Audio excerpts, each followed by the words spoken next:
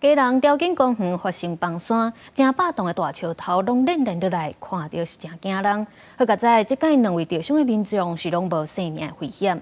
因为工程单位按算上紧爱6月11，也就是5日节连假了后，才发度把这个路段拍通。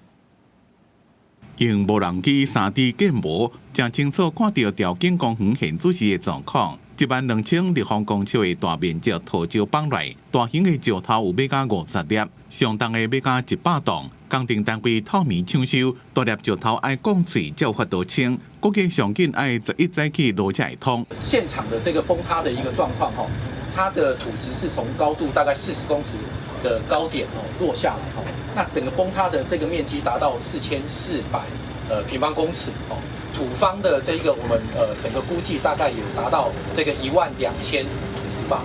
赶快跑，赶快跑！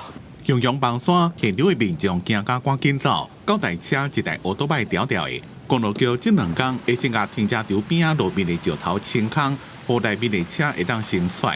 路若抢通车会当过时阵，会先甲瓦山这边围起来做缓冲区，避免佫发生意外。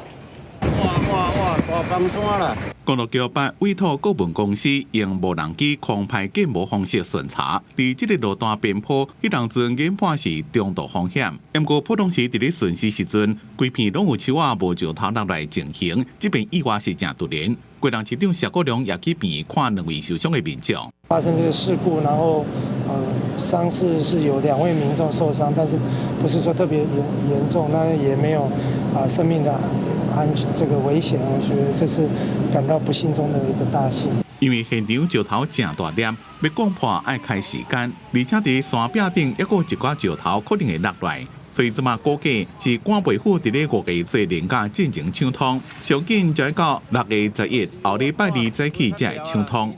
记者综合报道。